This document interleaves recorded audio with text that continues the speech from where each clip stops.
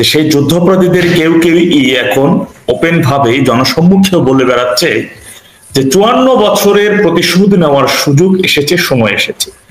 তো যাই হোক, সেই প্রেক্ষিতে এখন বলা চলে যে সেদিন কিন্তু গতকালকে সাবেক প্রধানমন্ত্রী আওয়ামী লীগ সভানেত্রী শেখ হাসিনার বিরুদ্ধেই শুধু মৃত্যুদণ্ড রায় আসেনি, সেই আদালতে একজন বীর মুক্তিযোদ্ধার অন্যতম সংগঠক আওয়ামী লীগ সরকারের সাবেক স্বরাষ্ট্রমন্ত্রী আসাদুজ্জামান খান কামাল সাহেবেরও সেই আদালতে তার বিরুদ্ধে মৃত্যুদণ্ডের রায় এসেছেন। তো আমি মনে করি এই রায়টা সমগ্র বাঙালি জাতি, 18 কোটি জনগণ, বিশেষ করে যারা বাংলাদেশপন্থী, যারা বাংলাদেশকে অনুসরণ করে, বাংলাদেশকে ভালোবাসে, 71-এর মহান মুক্তিযুদ্ধের চেতনা যারা বিশ্বাস করে, তাদের বিরুদ্ধেই এই ফাঁসির রায় হয়েছে। এবং এখন যারা এই যে প্রায় 1 লক্ষের অধিক এখন পর্যন্ত 71-এর মহান বীর মুক্তিযোদ্ধারা বেঁচে রয়েছেন, জাতির সেই শ্রেষ্ঠ সন্তান, তাদের সকলের বিরুদ্ধেই ফাঁসির রায় হয়েছে। আর এই মুভমেন্ট, এই বিষয়টিকে সাধারণ মানুষের নজর ছিল কোর্টের দিকে, সেই তথাকথিত আদালতের দিকে, এবং মানুষের নজর যখন সেখানে, ঠিক তখনই ষড়যন্ত্র ভাবে আমাদের বাংলাদেশের চট্টগ্রামের গুরুত্বপূর্ণ বন্দর, সেই সাথে শুধু চট্টগ্রামের বন্দর বললে ভুল হবে, ঢাকার অদূরে আমাদের কেরানীগঞ্জ, এটি আমাদের ঐতিহ্য বহন করে, সেই সদরঘাটকেও তারা এরই মধ্যে ইজারা দিয়ে দিয়েছে বিদেশি কোম্পানিদের কাছে। এখানে বলা বাহুল্য যে তারা একটি কোর্ট, মানে তারা একটি কথা বলছেন যে তাদেরকে যে ইজারা দিচ্ছে তারা আমাদের 15 বছর বা 30 বছরের অগ্রিম পেমেন্টটা দিয়ে দিচ্ছে, এবং বছরে একটা অ্যামাউন্টের কথা বলতেছে তারা, সামাও কত কোটি টাকা আমার ঠিক মনে পড়ছে না। টাকা দিলে কি রাষ্ট্রীয় সম্পদ বিক্রি করে দিতে হবে?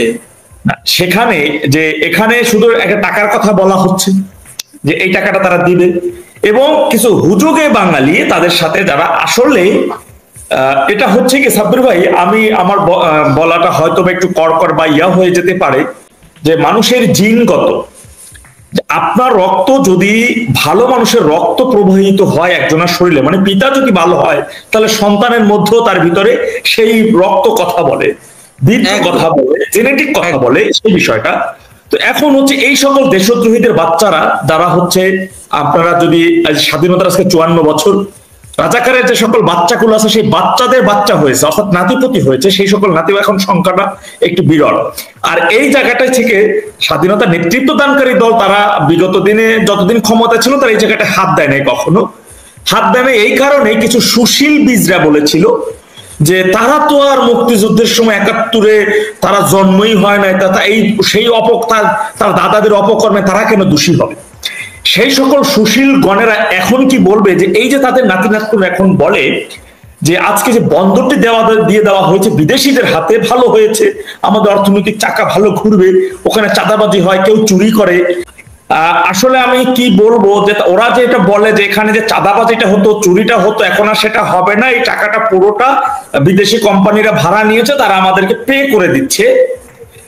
এইখানে এই জাতীয় সম্পদ ভাড়া দিয়ে যারা অর্থ খুঁজে বা টাকা খুঁজে, তারা এই জিনিসটা কখনো হিসাব করতেছে না যে তোমার এই বন্দরটা যে তারা ভাড়া নিল, কেন ভাড়া নিল, কিসের জন্য ভাড়া নিল। এইখানে যদি আপনি একটু খুঁজতে আসেন, তাহলে আজকে আপনারা জেনেছেন যে বাংলাদেশটা কিন্তু ধীরে ধীরে একটা জঙ্গিবাদে পরিণত হচ্ছে, জঙ্গিদের একটা আশ্রয় প্রশ্রয় স্থলে পরিণত হচ্ছে। তো এখন এই যে বিদেশি কোম্পানির, এখন আমরা যারা দেশে আছে, তখন এই বন্দরে যদি কোনো অবৈধ মালামাল প্রবেশ করে কোনো ভিন দেশ থেকে, তাহলে কিন্তু আমরা সেটা সচরাচর ধরতে পারি। আপনারা জেনে থাকবেন যে, আপনার মাধ্যমে দর্শকদের উদ্দেশ্যে একটা কথা বলতে চাই যে বিএনপি সরকার আমলে কিন্তু এই বন্দরে এই সমস্ত এলাকাতে 10 ট্রাক অস্ত্রের একটা ঘটনা ঘটেছিল। আপনারা কিন্তু সেই জিনিসটা জানেন। সেটা কেন ধরা পড়লো? আজকে তৎকালীন সময় এই বন্দরটা যদি বিদেশিদের হাতে থাকতো, তাহলে আমি আপনাকে আশ্বস্ত করে বলতে পারি যে বাবর সাহেব তৎকালীন সময় 10 ট্রাক অস্ত্র ঠিকই তার গন্তব্যে পৌঁছাতে পারতেন, এবং সেই 10 ট্রাক অস্ত্র দিয়ে 71-এর মুক্তিযুদ্ধের চেতনায় বিশ্বাসী ভাইরা, যারা স্বাধীনতাকে বিশ্বাস করে, যারা বাংলাদেশ পন্থী আমরা যারা রয়েছি, বাংলাদেশের জনগণের হয়ে কথা বলি, নিজের দেশের জন্য কথা বলি, তাহলে আজকে আমরা আলহামদুলিল্লাহ আজকে আমরা চান্দা দেশে থাকতে পারতাম।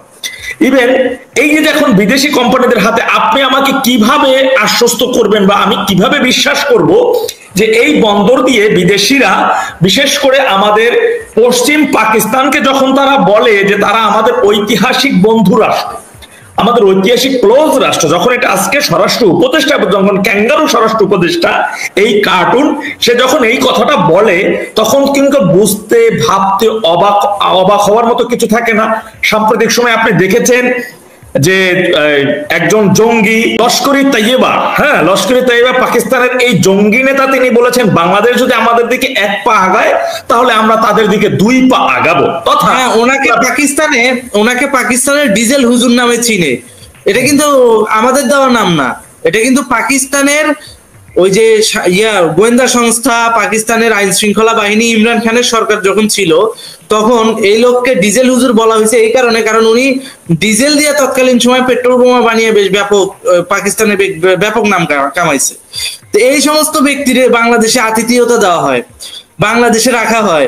এই সমস্ত ব্যক্তি বাংলাদেশে মানে আসার অনুমতি দেওয়া তো উচিত না, তারা কিভাবে আসে?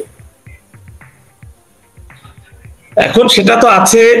এখন বিষয়টা হচ্ছে যে তিনি এই কথাটা বললেন যে 2 পা আগাবে তারা, আর বাংলাদেশের যদি এই বন্দর বিদেশিদের হাতে দিয়ে গেলে এই যে যে রাজাকারের শাবকরা যেটা বলে ভালো হয়েছে বা এটার পক্ষে ওরা ছাপাই গেছে, কিন্তু দেশবাসীর উদ্দেশ্যে আমি একটা কথা বলতে চাই, হ্যাঁ ওরা যদি এটা বলে যে ভালো হয়েছে, চাঁদাবাজি হবে না, চুরি হবে না, তাহলে তাদের থেকে এই প্রশ্নের উত্তরটা নিয়ে নেওয়া উচিত যে তাহলে এটা চুপিসারে গোপনে কেন চুক্তি বন্দরে স্বাক্ষর করলো সরকার, এটা চুপিসারে কেন করতে হলো? তাহলে সেটা ওপেন ভাবে আপনাদের সাথে আলোচনা বা 2 দিন আগে 3 দিন আগে গণমাধ্যমের সাথে কথা বলে যে বন্দরগুলো দিয়ে দেওয়া হবে, আমরা দিয়ে দেওয়ার চিন্তা ভাবনা করতেছি, দেখি জনগণের একটা মতামতের বিষয়। কেননা আমরা কিন্তু একটা জিনিস জানি, এই সরকার কিন্তু রাজনৈতিক সরকার না, ইন্টারিম। যার এই সরকার অনেক উপদেষ্টার আগে বলেই ফেলেছিলেন, মুখ ফসকে হয়তো বা বলে ফেলছে যে জনগণের কাছে আমাদের কোনো দায়বদ্ধতা নাই, আমরা জনগণের প্রতিনিধি না। থাকবে কিভাবে জনগণের কাছে দায়বদ্ধতা? জনগণ তো আর ওদেরকে বসে নাই, বসাইছে হচ্ছে সাধারণ ছাত্রদের মাথার উপর লবণ রেখে বড়ই খাচ্ছে ওরা। একটা জিনিস খেয়াল করে দেখেন, ছাগল যখন স্বাধীনতা পায় সবার আগে তার আশেপাশে ছোট ছোট গাছগুলোরে খেয়ে ফেলে। তো বর্তমান সরকারের অবস্থা হয়েছে সেই রকম, আর বর্তমান ওই যে জুলাই আন্দোলনকারীদের অবস্থা হয়েছে সেই রকম। স্বাধীনতা পেয়েছে, এখন নিজের দেশের ছোট ছোট ছোট ছোট রাষ্ট্রীয় প্রতিষ্ঠানগুলো বিদেশিদের কাছে বন্ধক দিতেও দ্বিধাবোধ করতেছে না তারা। এখন সাবরিন আসলে কি আমার মানে অত্যন্ত আমি আপসেট যে আমরা যদি আমাদের পার্শ্ববর্তী দেশটাকে দেখি, যে তারা কিন্তু তাদের দেশের অর্থনীতি বলেন, দেশের মানচিত্র বলেন, তারা তাদের দেশের স্বার্থে সমস্ত রাজনৈতিক দলগুলো এক এবং অভিন্ন। তারা নিজেদের মধ্যে রাজনৈতিকভাবে ক্ষমতায় যাওয়া নিয়ে, এটা নিয়ে হয়তো বা অনেক কিছু আপনি বলতে পারেন, সেটা থাকতে পারে, কিন্তু দেশের স্বার্থে, দেশের ভৌগোলিক স্বার্থে কিন্তু তারা এক এবং অভিন্ন। কিন্তু এটা সত্য, হ্যাঁ। কিন্তু অত্যন্ত ভারাক্রান্ত ভাবে বলতে হয় যে দেশের স্বার্থ বিকিয়ে দিয়ে আমাদের দেশে আজকে আমাদের দেশের মধ্যে থাকা, মানে ঘরের ইঁদুরে বাদ কাটলে তো সেই বাদ সামলানো খুবই মুশকিলের বিষয় হয়ে যায়। 24-এর 5 আগস্ট মূলত দেশকে যারা ভালোবাসে, 71-এর চেতনা যারা বিশ্বাস করে, দেশপ্রেমিকরা, প্রকৃত অর্থের বাংলাদেশের নাগরিকরা, বাংলাদেশ প্রেমীরা তারা হেরে গেছে দেশ বিরোধী চক্রের ষড়যন্ত্রের কাছে, মার্কিন ডিপ স্টেটের কাছে, সাম্রাজ্যবাদীদের কাছে। এবং যারা এই দেশটাকে একখণ্ড জঙ্গিবাদের রাষ্ট্র বা একখণ্ড জঙ্গিবাদে কায়েম করতে চাচ্ছে, তাদের কাছে তৎকালীন সময় আমরা হেরে গিয়েছি তাদের মানে অপকর্মের কাছে। এখন সেখান থেকে উত্তোলিত হওয়ার জন্য আসলে আমাদের যারা দেশের মধ্যে এখন 2টা ভাগে বিভক্ত হয়ে গেছে এখানকার জনগণ, একটা ছোট অংশ, ওদের অংশটা খুবই ছোট, কিন্তু তারা ছোট হলেও তারা এখন এরই মধ্যে ওদের সংখ্যাটা একেবারে নৎসামান্য বলা যাবে না ষড়যন্ত্রের দিক থেকে। কেননা শয়তান সবসময় সে ষড়যন্ত্রের দিকে 1 পা এগিয়েই থাকে, এটা সবসময় বিচক্ষণতার দিক থেকে সে 1 পা এগিয়ে থাকে, কিন্তু শেষ পর্যন্ত হয়তো ওদের পরাজয় এটা নিশ্চিত থেকে থাকে। কিন্তু আজকে আমাদের দেশে জনগণ একটা যারা মুক্তিযুদ্ধের চেতনায় বিশ্বাসী, তারা বাংলাদেশকে ভালোবাসে, এর একটা পক্ষ, আর দেশ বিরোধী একটা পক্ষ, 2টে ভাগে বিভক্ত হয়ে গেছে। এখন দেশ বিরোধী পক্ষটাই মূলত ক্ষমতায় রয়েছে, জোর করে দখল করে ক্ষমতায় রয়েছে, দেশের টার্মিনাল গুলো নিয়ে যাচ্ছে, দেশের বন্দর গুলো নিয়ে যাচ্ছে, কোনো খবর নাই, কারো কোনো খবর নাই। বিএনপিও এটা নিয়ে কথা বলতেছে না, আশ্চর্য। মানে কি বিএনপি কি এটা থেকে কোনো কমিশন পাইছে? দেখুন আজকে সেখানে জনগণ যারা মিছিল করছে তাদের আজকে স্লোগান ছিল, ওখানে হাজার হাজার জনগণ রাস্তায় নেমে পড়ছে আজকে রাত্রে। হ্যাঁ, তারা প্রদীপ নিয়ে রাস্তায় নেমে পড়ছে, তাদের স্লোগান দাঁড়িপাল্লায় 1-20, হ্যাঁ কি বলে দাঁড়িপাল্লা ধানের শীষ, 2 সাপের 1 বিষ, 2 সাপের 1 বিষ, দাঁড়িপাল্লা ধানের শীষ, এই স্লোগানে মুখরিত। কেননা তারা এখন জনগণ এই জিনিসটা বুঝতে পারছে যে চুপিসারে ষড়যন্ত্র করে একদিকে সাবেক প্রধানমন্ত্রী শেখ হাসিনার ফাঁসির রায়, অন্যদিকে 32 নম্বরে এর আগে যখন একেবারে সাজানো গোছানো 32টা ছিল, বুলডোজার দিয়ে ভেঙে ফেলা হলো সেনাবাহিনীর ডগার উপর দিয়ে, তখন নীরব ভূমিকায় ছিলেন ডেভিল ইনুস। কিন্তু গতকালকে এই রায়কে কেন্দ্র করে ডেভিল ইনুস একেবারে সেখানে একটা রণক্ষেত্র পরিণত করলে তিনি পাহারা দিলেন এবং এই ষড়যন্ত্র করে বিদেশিদের কাছে বন্দর দেওয়ার যে চুক্তি স্বাক্ষরটা ফাঁকে জোকে করে ফেললেন। এখন এটা সাধারণ জনগণ যদি এটাকে বুঝতে পারে যে হ্যাঁ এটা ষড়যন্ত্রমূলক হয়েছে, আশা করি জনগণ এখন সেটা বুঝতে পারবে। এবং আসলে এখন বর্তমান সময়ে আমরা যে পরিস্থিতির মধ্যে পড়েছি, এখান থেকে স্পেসিফিকলি আপনি কোনোভাবে জনগণ যদি একত্রিত না হয়, ঐক্যবদ্ধ না হয় এবং তার রাস্তায় নেমে না পড়ে, তাহলে দেশ রক্ষা করার জনগণ ঐক্যবদ্ধ হবে কিভাবে? আশা করি জনগণ এখন আস্তে আস্তে এই জিনিসটা যদি নিজের ভালো যদি না বুঝতে পারে এবং এখান থেকে তারা যে 24-এর 5 আগস্ট এদেশের জনগণ তাদেরকে যে মগজ ধুলাই করে ভুল বুঝে করে ব্রেন ওয়াশ করে তাদের সাথে প্রতারণা করা হয়েছে, তারা প্রতারিত হয়েছে গত 1.5 বছর আগেই। ইভেন বড় ধরনের এখন ধীরে ধীরে দেশ থেকে আস্তে আস্তে বাংলাদেশ নামটা মুছে যাচ্ছে। এখন তারা নাম দিয়েছে নতুন বাংলাদেশ। বাংলাদেশের নাম কিন্তু নাই, এখন নাম হচ্ছে নতুন বাংলাদেশ, অর্থাৎ বাংলাদেশের সাথে নতুন যোগ করা হয়েছে। ইভেন জনগণ এটাও দেখেছে যে অনেকগুলো রাজনৈতিক দল বাংলাদেশ নাম পরিবর্তনের জন্য আবেদন করেছিল, কেউ পতাকার রং পরিবর্তনের জন্য আবেদন করেছিল, কেউ জাতীয় সঙ্গীতকে পরিবর্তনের জন্য আবেদন করেছিল।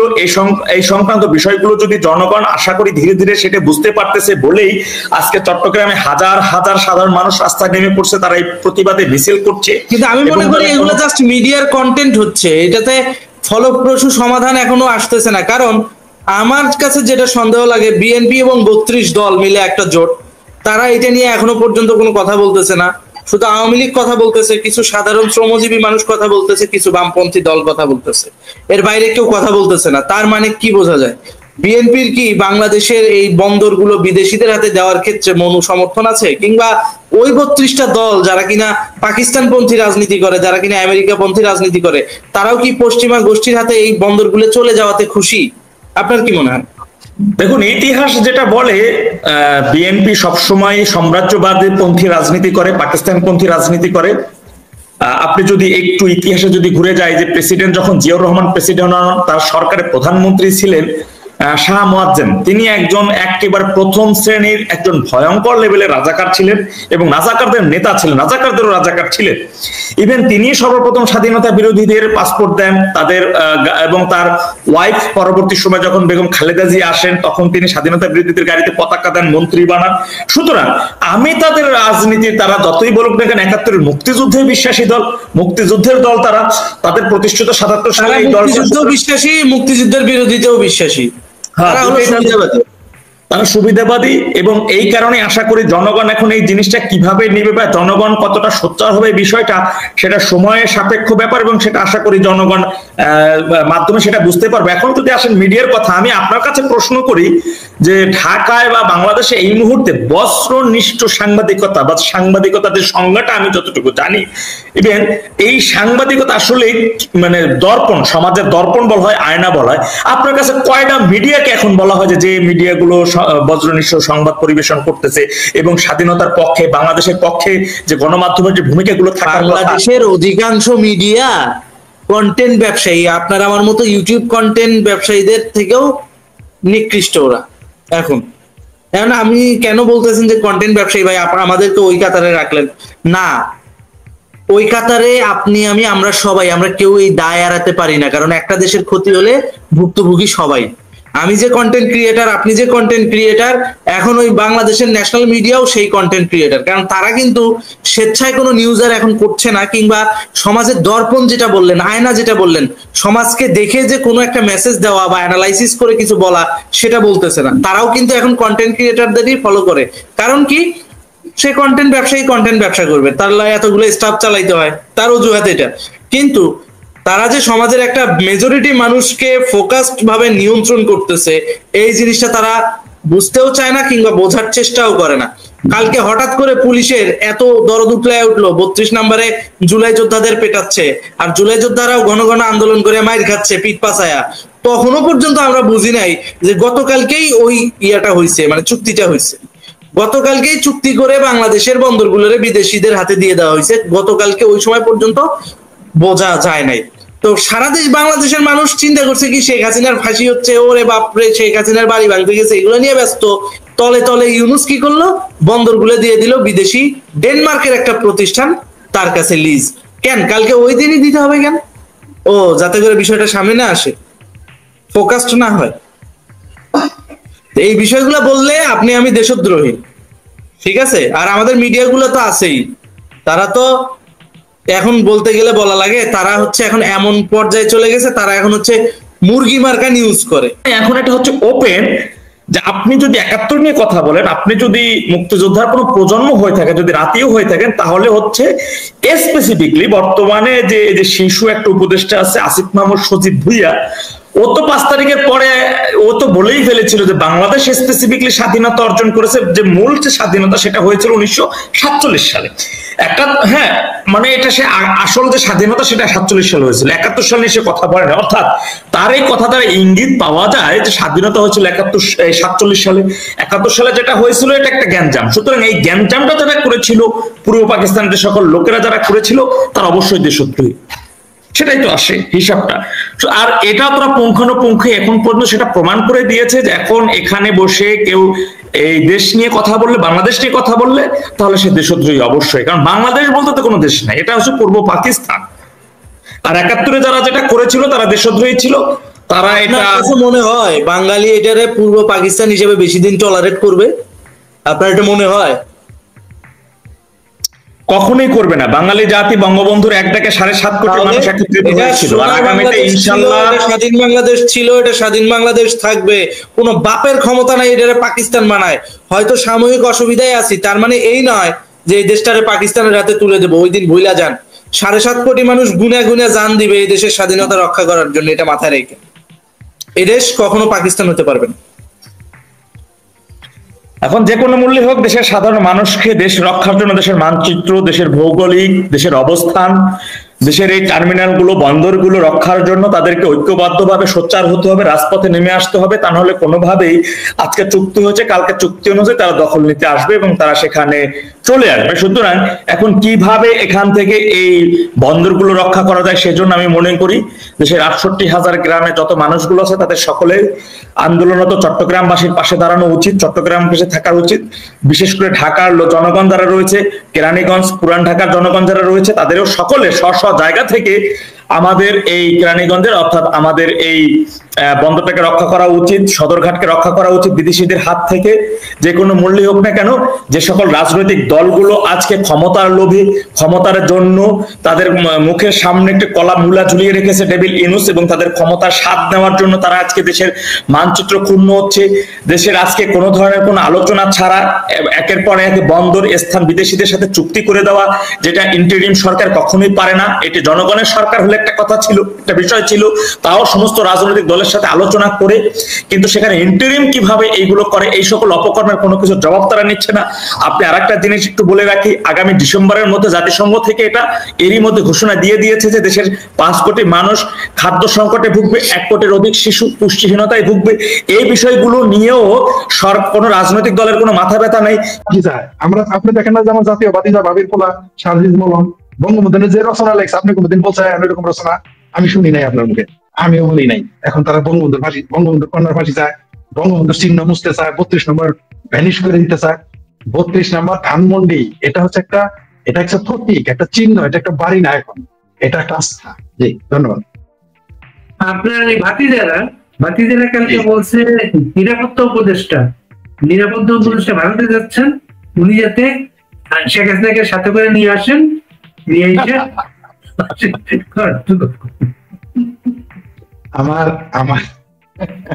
আমার ভাবির ছেলেরা তো শুনে, শিশু তার নিজের ক্ষমতা সম্পর্কে ধারণা রাখে না। একটা 6 মাসের বাচ্চা মানে যে হামাগুড়ি দিয়ে চলে 1 বছরে, সে কিন্তু গোখরা সাপ পেলেও নাকের মধ্যে সাপের লিঙ্গ ঢুকাবে। তার সামনে যদি আপনি সিং আইনে বসায় দেন, সে কিন্তু সিং এর নাকের ভিতর আঙুল দিবে। সিংহের লিঙ্গুর নিয়ে কান খোঁজাবে, বাঘের লিঙ্গুর নিয়ে কান খোঁজাবে, তাই না? এখন এরা বান্দর দেখে, শিশুরা দেখবেন বানর দেখে ভয় পাবে, সে গোখরা সাপ দেখে ভয় পাবে না, বাঘ সিংহ দেখে ভয় পাবে, কিন্তু বানর দেখে ভয় পাবে, তিলা পোকা দেখে ভয় পায়। আমার জাতীয় ভাতিজা যে আপনি কি বললেন জাতীয় নিরাপত্তা উপদেষ্টা, ও তো রোহিঙ্গা উপদেষ্টা। এই রজার রহমান নাকি খলিলুর রহমান তার নাম, এই লোকটা একটা খুনি, সে তো খুন করে পালাইছিল, এত বছর পর দেশে আসছে, তার তো পাসপোর্ট নেই বাংলাদেশে। অদ্ভুত ব্যাপার, বাংলাদেশের জাতীয় নিরাপত্তা উপদেষ্টা সে বাংলাদেশের নাগরিক কিনা, তার বিরুদ্ধে খুনের অভিযোগ।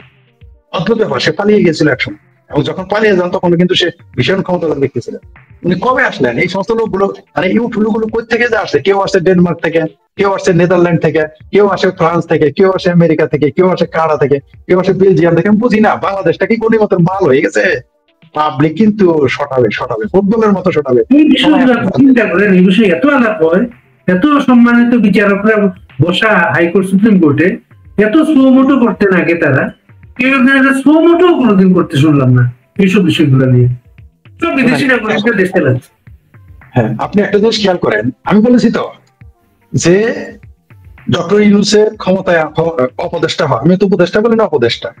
ও আগে ওইটা শেষ করি। আমার ভাতিজারা, আমার ভাবির পোলারা যে বললো শেখ হাসিনাকে খলিল রহমানকে নিয়ে আসতে, খলিল রহমান আসতে পারবে তো? খলিল রহমান তো যায়নি, তু আয়া নেই তুসকো লায়া গেয়া হে, ওয়ান্টেড সিনেমার মতো। সালমান খান যখন ভিলেনকে বলে, ভিলেন যখন বলে আমি তো আসছি ভাইয়ের প্রতিশোধ দিতে, সালমান খান কি বলে? তু আয়া নেই তুসকো লায়া গেয়া। তো ওইখানে ওই রজার রহমান বলেন, খলিলুর রহমান বলেন, আর টাউট বাট্টার রহমান বলেন, যাই বলেন, সে তো যায়নি, উসকো লায়া গেয়া হে, তাকে নিয়ে যাওয়া হয়েছে। এটা আমার ভাবির পোলারা বুঝতে পারে নাই যে তাকে কান ধরে নিয়ে গেছে ভারত। কেন নিয়ে গেছে? ওই যে দিল্লির যে বোম ব্লাস্ট, এগুলো নিয়ে তাকে যারা করবে তারা করে, এই জন্য নিয়ে গেছে যে বাংলাদেশ থেকে যেন কোনো জঙ্গি টঙ্গি, পাকিস্তানি জঙ্গি যেন বাংলাদেশ থেকে ভারতে না ঢুকে, এই ব্যাপারে সতর্ক করার জন্য খলিলুর রহমানকে ডাকছে। শেখ হাসিনাকে ফেরত দিবে? শেখ হাসিনা কি ছেলের হাতের মোয়া না হাওয়াই মিঠাই যে গেলেই তারকে দিয়ে দিবে? শেখ হাসিনা তো দূরের কথা, ভারত থেকে একটা আওয়ামী লীগের কর্মী গাইনে দেখাতো, দেখি কত মুরত তাদের, খলিলুর রহমানের কত মুরত, ইউনূসের কত মুরত, আমার ভাবির পোলা জাতীয় ভাতিজাদের কত মুরত, একটা কর্মী গাইনে দেখাক না দেখি। শেখ হাসিনা তো দিল্লি দূর হনুস্ট আছেও, দিল্লিতে, দিল্লি দূর হনুস, দিল্লি বহুত দূর, এত সহজ না শেখ হাসিনাকে নিয়ে আসবে। আর চাইনাই তো দালাই লামাকে আজ পর্যন্ত নিতে পারে নাই, দালাই লামাকে চাইনার মতো পরাশক্তি আজ পর্যন্ত ভারতের কাছে নিতে পারে নাই। আর শেখ হাসিনাকে নিয়ে আসবে রজার রহমান, খলিল ফিরে আসবে কিনা সেটা নির্ভর করে শেখ হাসিনার দয়ার উপরে। এগুলো আমার ভাতিজার পোলারা জানে না, এরা মনে করে সামনে পয়সা আছে, দারোগারে এরা বড় কিছু মনে করে, কিন্তু দারোগার উপরে যে এসপি আছে, দারোগার উপরে যে আইজিপি আছে, এরা জানেই না, কারণ তার ধারণা নাই। তারা মনে করে যে আমাদের গ্রামের লোক কিন্তু দারোগার সাথে বড় অফিসার আছে অনেকে এখনো জানে না, মনে করে দারোগার সবচেয়ে ক্ষমতাশালী। জেলা থেকে যে ফোন যায়, এসপি যে ফোন করতে পারে তার ধারণাই নেই। তো এরকম এই জন্য আমার জাতীয় ভাতিজারা, আমার ভাবির পোলারা বলছে শেখ হাসিনাকে ফিরিয়ে আনতে। শেখ হাসিনা হাওয়ার মিঠাই না, শেখ হাসিনা ছেলের হাতের মোসাইল দিয়ে দিল, তাই না? এত সস্তা, অত নালিয়া দেশে এদের কি বরং খলিল রহমান যায় কি বলবে জানেন? ভারতকে যে আব্বা ডাকবে, নরেন্দ্র মোদীকে খালু ডাকবে, ডাইকে বলবে খালু আমরা যাতে পালায় যাইতে পারি, জান নিয়ে যাইতে পারি, সেই ব্যবস্থাটা একটু করে দেন, এটা শেষ বাক্য থাকবে। এইটা ওগুলো আমরা জানি, ওগুলো আমরা অনেকেই জানি। জি, আরেকজন নেতা শরীফ নুরুল আম্বিয়া, জাসদের একটা অংশের নেতা, তিনি তো ফেসবুক স্ট্যাটাসে আজকে লিখেছেন এই যে রায়, এটা রায়টা জনগণের প্রত্যাশা ছিল। আম্বিয়া সাহেব বলছে না, কমরেড আম্বিয়া, ডুপ্লিকেট কমরেড। শুনেন, এরা তো নিজেরা জাসদ তো সিংহমামের মধ্যে, জাসদ নাম নিয়ে আম্বিয়া ভাই তো জাসদি। জাসদিদের কাজ কি? জাসদের জন্ম হইতে হয়েছে আওয়ামী লীগ বিরোধিতার জন্য, জাসদের তো জন্ম হয়েছে বঙ্গবন্ধু বিরোধিতা করার জন্য, জাসদের তো জন্মই হয়েছে ভারতের বিরোধিতা করার জন্য। তা আম্বিয়া ভাই কমরেড, আম্বিয়া কমরেড না, কারণ আমি তো জাসদ তো কমরেড না, জাসদ এগুলোকে কেন কমরেড বলে আমি জানি না, ঠিক আছে? এখানে তো ইন্টারন্যাশনাল রাজনীতি করে না, তো জাতীয় রাজনীতি করে। তো কমিউনিজমে তো জাতীয় রাজনীতির সুযোগই নাই, আমরা তো বাম রাজনীতি করছি বা করি, আমরা তো জানি। আপনার তো সুযোগ নাই জাসদ হওয়ার, তাকে আপনি কমরেড বলতে পারেন, কিন্তু এখন তো কমরেড সবাই, এখন ওই পারলে এখন সৌদি আরবের বাচ্চারও কমরেড বানায়। যাই হোক, সেটা অন্য বিষয়। আম্বিয়া ভাইরা তো একটু বলবেই, এদের 5টা লোক আছে, 5জন লোক আছে এদের সাথে, ওই যে জাহিদুর রহমানের মতো, এদের ভাষা দেখবেন এক। আমি বললাম না, এরা তো চিঙ্কুবাম তো 3 কাম, ভারত, আওয়ামী লীগ আর শেখ মুজিবের বদনাম। আওয়ামী লীগের বদনাম শেখ হাসিনার বিরোধিতা সে তো করবে, এটা জনগণের আকাঙ্ক্ষা ছিল বলে। জামাতিদের সাথে বৈশা, নিজামীর প্রেতাত্মাদের সাথে বৈশা, দেইলা রাজাকের প্রেতাত্মাদের পাশে বৈশা, জামাতি প্রেতাত্মাদের পাশে বৈশা, যারা বলে যে শেখ হাসিনা রায় সঠিক ছিল। 13 সালে কি করেছে তারা? আমরা তাদের বক্তব্য কিন্তু জানি। কোন জাসদের লোককে আপনি দেখেছিলেন একমাত্র কমরেড মঈনুদ্দিন খান বাদল ছাড়া স্ট্রংলি কোনো কথা বলতে? আজ পর্যন্ত শুনেছেন আপনি মুক্তিযুদ্ধের পক্ষে কথা স্ট্রংলি বলতে স্বাধীনতা বিরোধীদের পক্ষে, স্বাধীনতা বিরোধীদের বিরুদ্ধে স্ট্রেট কথা বলা একটাই মাত্র জাসদের নেতা ছিলেন, সেটা হলো কমরেড মঈন খান বাদল। আর কেউ ছিল কি? আম্বিয়া ভাইরা কোথায় ছিল তখন? এবং এই জামাত নেতাদের যে স্বাধীনতা বিরোধীদের যে ফাঁসি হলো, জেল হলো, এটা নাকি অবৈধ ছিল, এটা সঠিক ছিল না। সেই আদালতে বিচার হচ্ছে। এখন বিএনপি জামাত বলতেছে এটা বিচার ঠিক আছে। মানে এরা কত স্ববিরোধী, আমাদের দেশের মানুষ কত স্ববিরোধী। মানুষগুলো এখন আর প্রশ্ন করতেছে না, তুমি সেই কোর্টে বিচার করলা যেই কোর্টে তুমি বলেছিলে কোর্ট অবৈধ, আর তখন বিএনপিরা বলেছিল যে এই বিচার ঠিক হয় নাই, তার স্বাগত জানায় নাই। বিএনপি স্বাধীনতা বিরোধীদের হত্যা যখন ফাঁসি দেওয়া হয়, তারা যে মানবাধিকার বিরোধী কাজ করেছে, মানুষকে হত্যা করেছে, গুম করেছে, খুন করেছে, ধর্ষণ করেছে, আগুন জ্বালিয়েছে, ধর্মান্তরণ করেছে, এগুলোর বিচারে যখন তার জামাতিদের মুসলিম লীগ, নিজাম ইসলাম তথা রাজাকার আল বদর আসামদের যখন শাস্তি হলো, সাজা হলো, বিএনপি এটাকে ওয়েলকাম জানানোর দূরের কথা, বলছে যে বিচারই ভুল। কিন্তু এখন শেখ হাসিনা ফাঁসি দিয়েছে, বিএনপি তবলা বাজাচ্ছে, এবং খুশির চোটে মিষ্টি খাইতে গিয়ে একজন মারা গেছে, মিষ্টির ভাগাভাগি নিয়ে গোলাগুলি করে মারা গেছে। মানে এই চেঙ্গারু কোর্টে রায়ের প্রথম শহীদ হচ্ছে বিএনপির লোকজন, মিষ্টি খাইতে গিয়ে। একবার তারা বিজেপি ক্ষমতা আসার সময় মিষ্টি খাইছিল, পরে কিন্তু তাদের মিষ্টি খাওয়াটা বুমেরাং হয়ে গেছিল 17 বছর ক্ষমতার বাইরে। আরেকবার শেখ হাসিনার রায় হলো, শেখ হাসিনার বিরুদ্ধে চেঙ্গারু কোর্টে একটা তথাকথিত রায় হলো, ফাঁসিটা। সেই রায়ের উপলক্ষে মিষ্টি বিতরণ করতে গিয়ে সেই মিষ্টি ভাগাভাগি নিয়ে মারামারি এবং একজন খুন। কবে না জানি এরা আবার জুলাই শহীদ ঘোষণা করে, আল্লাহই ভালো জানে। জি, এই যে এইগুলা নানা উপলক্ষে এরা আবার গিয়ে হাজির হয় 32 নম্বরের সামনে। 32 নম্বর তো ভেঙে ফেলছে, ওইটাকে এখন ফুটবল মাঠ বানাইতে চায়। এটা কিভাবে দেখেন?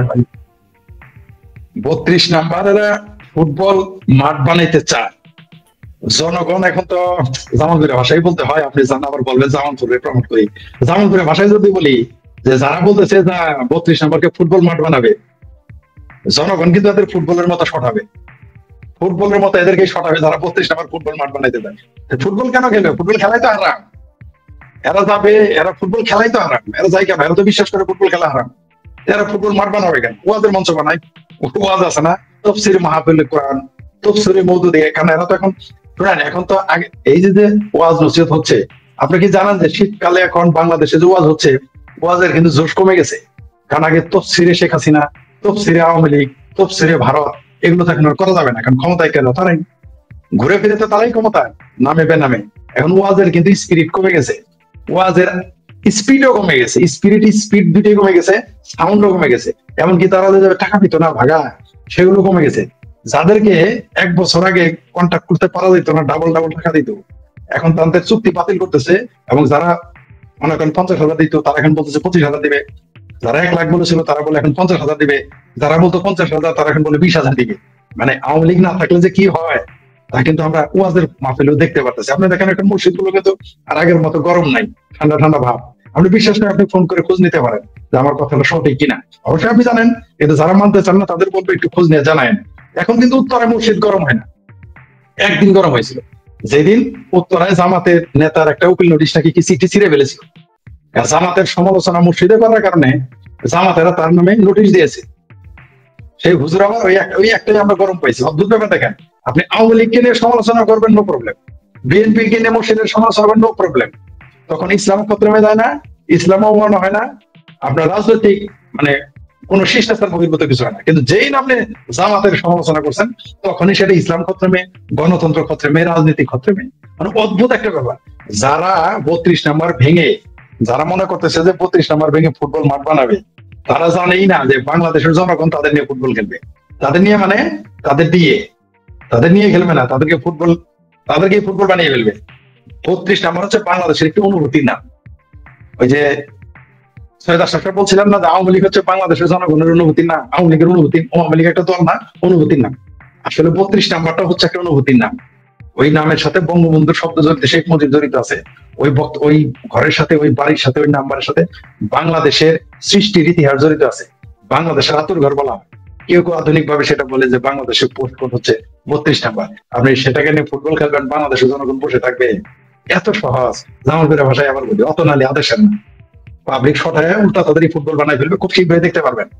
এখন ওই যে 1 lakh army, 1.5 lakh police, 35,000 navy, 35,000 BJP, 4,500 navy, তারপরে আমার জাতীয় ভাতিজা বলেন বা আমার ভাবির পোলাদের দল, ওই যে সজীব ভুইয়ার নাকি কি টিম, মার্শাল মোটরসালার ট্রেনিং মেনিং দিয়ে 10-12 হাজার আছে, জামাত শিবির সবাই মিলে এখন চাপে দিয়ে রাখছে। তার মধ্যে আবার সেনাবাহিনীকে দেখেন, শুধু সেনাবাহিনী আবার নামে নাই, উইথ ম্যাজিস্ট্রেসি পাওয়ার বা প্লাস ম্যাজিস্ট্রেসি পাওয়ার।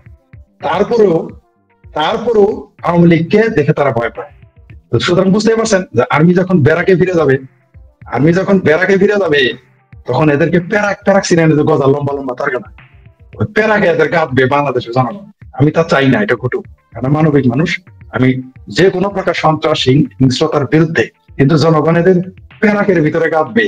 কারণ এরা যে সমস্ত কাজ করছে, 1 লক্ষ আর্মি নামাইতে হয় যাদের টিকিয়ে থাকার জন্য।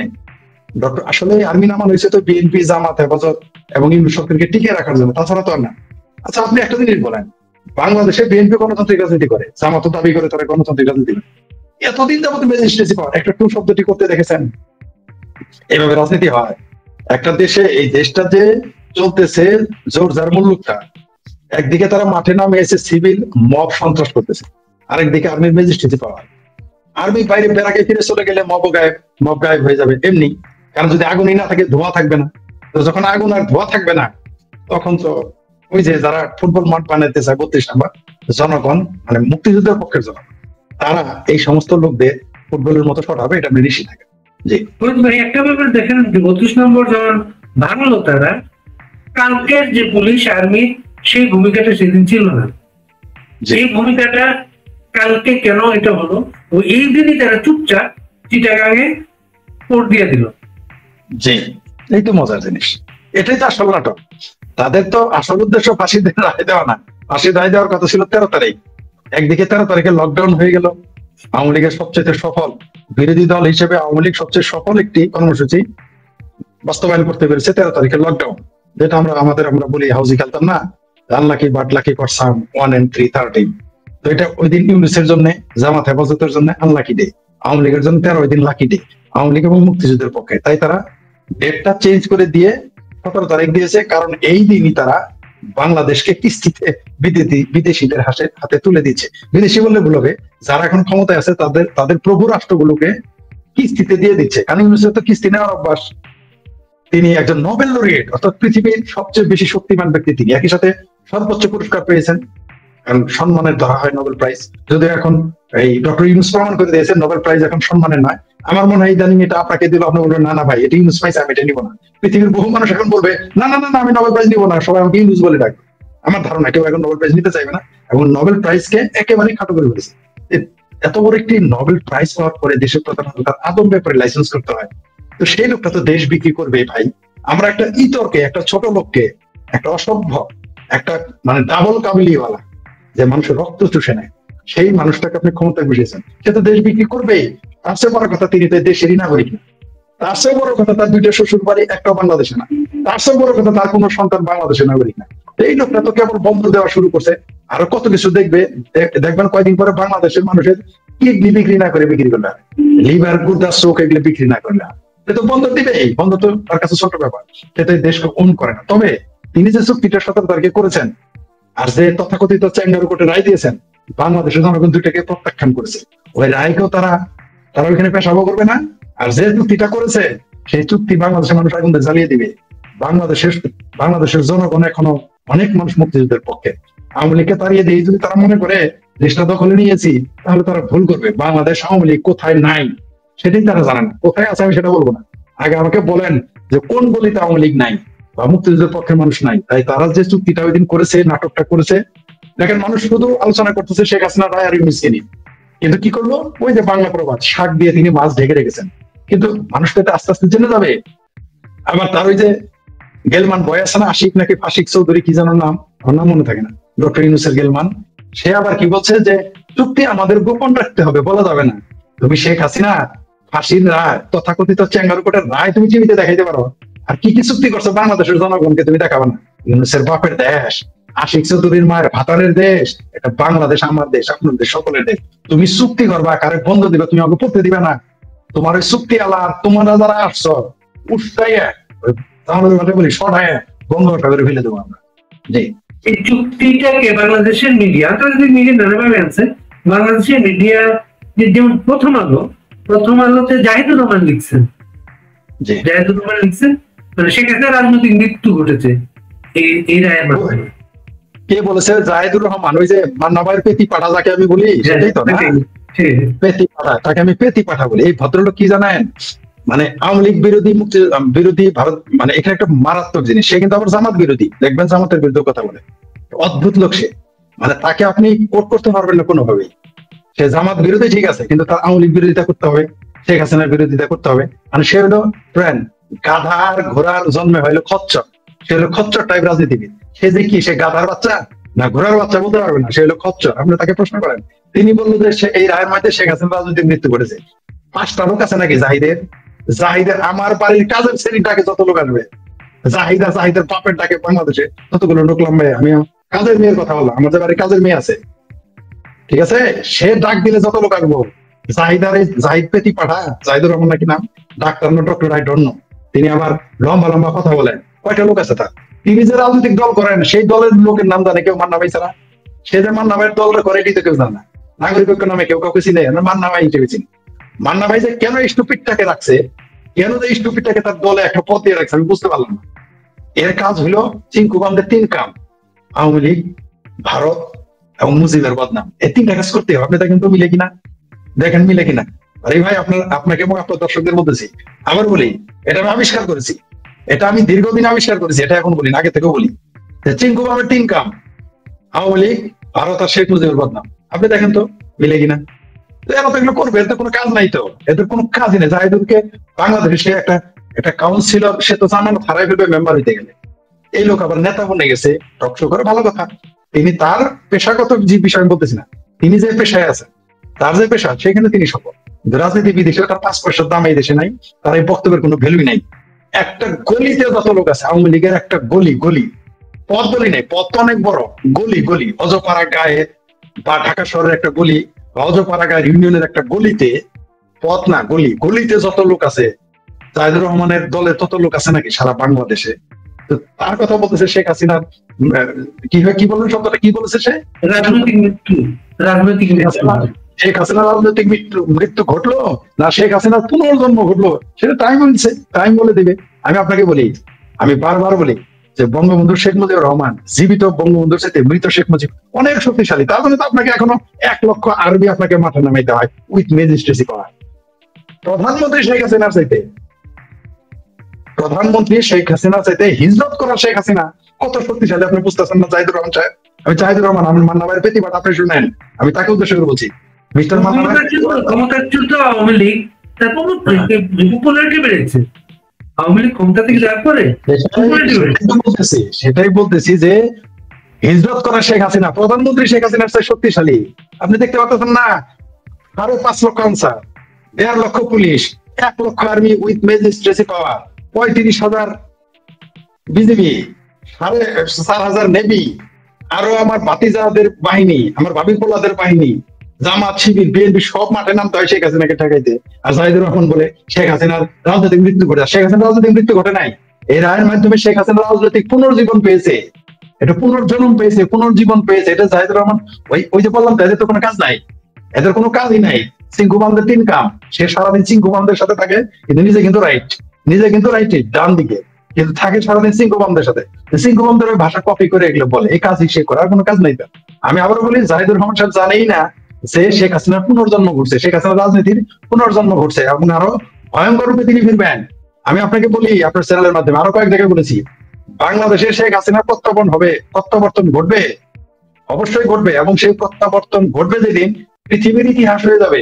আমি বলেছি কয়েক জায়গায়, যে অনেকে আমাকে বলছে যে পৃথিবীটা কিভাবে বললাম, যে জি, শেখ হাসিনাকে আপনি এয়ারপোর্টের সংবর্ধনা দিতে পারবেন না, শেখ হাসিনাকে আপনি সরোয়ার্দী উদ্যানের সংবর্ধনা দিতে পারবেন না, কেন? তো লোক আপনি জায়গা দিবেন কোথায়?